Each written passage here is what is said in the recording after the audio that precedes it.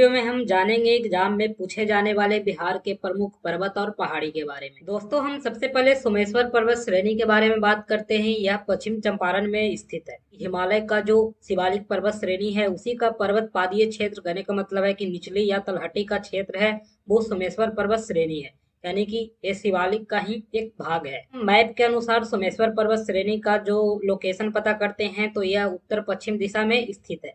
यह बिहार और नेपाल के बीच सीमा निर्धारण है वो भी करता है। दोस्तों, इस पर्वत श्रेणी पे रामनगर दून और सोमेश्वर श्रेणी के बीच में एक दून घाटी है स्थित है, जिसे हम लोग हरहा नदी घाटी के नाम से भी जानते हैं। मैप से देखेंगे तो उत्तर में यानी कि सबसे ऊपर में सोमेश्वर श्रेणी है और उसके नीचे यानी दक्षिण में रामनगर दून है, और उसके बीच में जो संकड़ी नाला जैसा दिख रहा है ये आपका दून घाटी है। और दोस्तों, इसे हम लोग हरहा नदी घाटी के नाम से भी जानते हैं। तो ये सोमेश्वर श्रेणी और रामनगर दून के बीच में स्थित है। रामनगर दून है वो सोमेश्वर श्रेणी से नीचे यानी कि दक्षिण में स्थित है। इसे हम लोग दक्षिण श्रेणी के नाम से भी जानते हैं।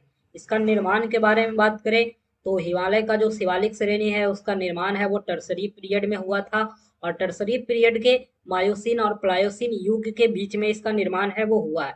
तो सोमेश्वर श्रेणी का भी निर्माण है वो इसी पीरियड में हुआ है। जब भी एग्जाम में अगर समय काल पूछे तो आपको टर्सरी यानी कि तृतीय काल लगाना है, और इसका अगर युग के बारे में पूछे तो आपको मायोसिन और प्लायोसिन युग है उसके बीच में इसका निर्माण है वो हुआ था। सोमेश्वर श्रेणी पे ही माता कलिका का मंदिर है, सोमेश्वर का किला है जिसे राजा मान सिंह के द्वारा बनाया गया था। तो यह बिहार का सबसे ऊंचा पर्वत है जिसका ऊंचाई है वो 880 मीटर है। अगर बिहार में कोई सबसे ऊंचा जगह के बारे में पूछा जाए तो उसे सोमेश्वर श्रेणी ही सही करना है। जब झारखंड है वो बिहार के साथ में था तो उस समय पारसनाथ था वो सबसे ऊंचा होता था, लेकिन अब वो अलग हो गया है। तो बिहार में कोई ऊंचा पर्वत या फिर पहाड़ी या फिर कोई ऊंचा क्षेत्र बचा है तो अब वो सोमेश्वर श्रेणी ही बचा है। इस पर्वत श्रेणी पे कुछ दर्रे भी हैं जिसमें सोमनाथ दर्रा, भिकना कोठी दर्रा और एक मारवात दर्रा, ये 3 दर्रे हैं वो इसी पर्वत श्रेणी पे स्थित है। तो इसके अलावा एक और इम्पोर्टेंट फैक्ट है सोमेश्वर नाथ महादेव मंदिर। आपको पता होना चाहिए कि ये पश्चिम चंपारण नहीं पूर्वी चंपारण में है, और इसका निर्माण है वो राजा सोम के द्वारा किया गया है। तो आपको ध्यान रखना है सोमेश्वर नाथ महादेव मंदिर है वो पूर्वी चंपारण में स्थित है। कैमूर पहाड़ियां के बारे में बात करें तो कैमूर की पहाड़ियां हैं वो विंध्य पर्वतमाला का पूर्वी विस्तार है, यानी कि उसका जो पूरब के डायरेक्शन में एक्सटेंशन हुआ है वही कैमूर की पहाड़ियां कहलाती है। विंध्य पर्वत है वो जब्बलपुर यानी कि मध्य प्रदेश से शुरू होता है और बिहार के सासाराम तक आता है। दोस्तों, कैमूर की पहाड़ियां हैं वो बिहार में कैमूर से रोहतास तक ही सीमित है। दोस्तों, कैमूर की पहाड़ियों से बलुआ पत्थर और चूना पत्थर का उत्पादन है वो किया जाता है। ये जो पहाड़ी है वो सोन नदी और टोंस नदी की घाटियों को अलग करने का काम है वो करती है। कैमूर की पहाड़ियों पे कुछ किले भी स्थित हैं जिसमें रोहतासगढ़, विजयगढ़, चुनारगढ़ जैसे ऐतिहासिक किला है। इसके अलावा कैमूर की पहाड़ियों पे कुछ मंदिर भी है जिसमें मुंडेश्वरी देवी मंदिर, मुसहरबा बाबा मंदिर है, वहाँ पे बीड़ी चढ़ाने के लिए प्रसिद्ध है। तो कैमूर की पहाड़ी क्षेत्र में ही आपको बहुत सारे जो जलप्रपात हैं, कुंड है वो भी आपको मिलते हैं, जिसमें तेलहर कुंड कैमूर में है, तुतला भवानी जलप्रपात है वो रोहतास में है, दुर्गावती जलप्रपात है वो कैमूर में है, मांझर कुंड है वो जलप्रपात रोहतास में है, एक बंसी खोह जलप्रपात है वो कैमूर में है। तो ये सारे जो जलप्रपात हैं वो कैमूर के पहाड़ी रेंज में ही स्थित है। इसके अलावा एक वन्य जीव अभ्यारण्य है कैमूर वन्य जीव अभ्यारण्य, वो भी कैमूर की पहाड़ी पे ही स्थित है। तो हम राजगीर की पहाड़ियों के बारे में बात करें तो राजगीर है वो 5 पहाड़ियों से घिरा हुआ क्षेत्र है। कई बार एग्जाम में प्रश्न है वो पूछा गया है कि 5 पहाड़ियों से घिरा हुआ क्षेत्र कौन सा है, तो इसका आंसर है वो राजगीर होगा। राजगीर में रत्नागिरी, विपलांचल, वैभवगिरी, सोनगिरी, उदयगिरी, ये 5 पहाड़ियां हैं वो स्थित है। विश्व शांति स्तूप है जिसे जापानियों के द्वारा बनवाया गया है वो रत्नागिरी पर्वत पे स्थित है। इसके अलावा विपलांचल पहाड़ी पर भगवान महावीर ने अपना पहला उपदेश दिया था। यहाँ पे जैन मंदिर स्थित है। महाभारत काल से भी जुड़े हुए बहुत सारे स्थल हैं वो स्थित है।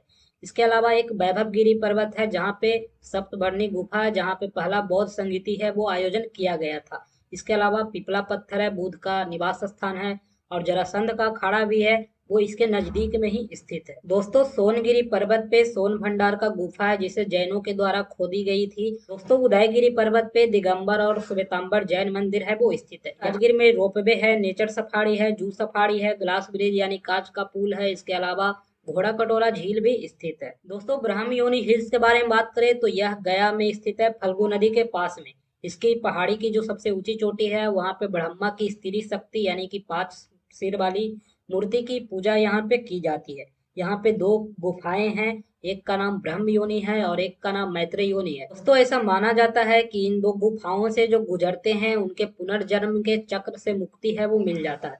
बीपीएससी ने 2022 में इससे क्वेश्चन भी पूछा था। ब्रह्म योनि हिल्स है वो बिहार के किस जिला में स्थित है? तो इसका आंसर है वो गया होगा। तो एग्जाम में प्रश्न है वो ऐसे ही पूछे जाते हैं, कहीं अलग से प्रश्न आते नहीं। प्रेतशिला, रामशिला और कटारी पहाड़ियां, ये तीनों है वो गया में स्थित है। गया आपको पता होगा कि पिंडदान के लिए बहुत ही फेमस जगह है। प्रेतशिला पहाड़ी है, वहां पे यमराज का मंदिर है जिसे अहिल्याबाई के द्वारा है वो बनवाया गया था। तो जिनका भी अकाल मृत्यु होता है उनका श्राद्ध है वो यहाँ पे करवाया जाता है। इसके अलावा एक रामशिला पहाड़ी है, यहाँ पे भी पिंडदान है वो किया जाता है। ऐसा मान्यता है कि भगवान राम के द्वारा है वो दशरथ का पिंडदान है वो रामशिला पहाड़ी पे ही किया गया था। इसके अलावा एक कटारी पहाड़ियां हैं जो कि प्रेतशिला का ही एक पार्ट है, जहाँ पे भी पिंडदान का काम है वो होता है।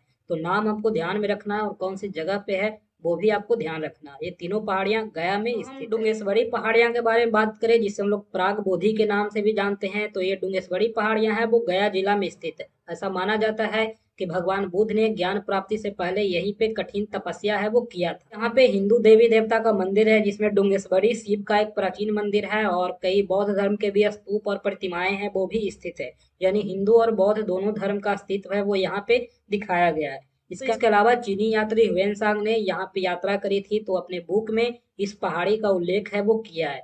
दोस्तों बिहार एसएससी का जो इंटर लेवल का एग्जाम हुआ था इसमें पूछा गया था डुंगेश्वरी पहाड़ियां है वो कहाँ अवस्थित है? तो इसका सीधा सा आंसर स्टेट में बिहार हो जाएगा। और अगर डिस्ट्रिक्ट पूछे तो आपको गया जिला में, अगर एग्जैक्ट लोकेशन पूछे तो आपको बोध गया है वो टिक करना है। एक और पहाड़ी है वो बराबर की पहाड़ी और नागार्जुन की पहाड़ी है। ये दोनों बहुत ही इंपॉर्टेंट है। आपको बता दें कि ये गया और जहानाबाद के सीमा पर स्थित है बराबर की पहाड़ियां। और दोस्तों इसका मेजर पार्ट है वो जहानाबाद में, इसलिए एग्जाम में जहानाबाद ही आंसर आपको टिक कर। दोस्तों बराबर की पहाड़ियां हैं वो जहानाबाद जिले के मखदूमपुर गांव के पास स्थित है। तो बराबर की पहाड़ियां और नागार्जुनी पहाड़ी है, ये दोनों सैलकट गुफाओं के लिए प्रसिद्ध है। कहने का मतलब है कि यहाँ पे प्रसिद्ध गुफा है जिसका निर्माण है वो सम्राट अशोक के द्वारा किया गया था आजीवक संप्रदाय के भिक्षुओं के लिए।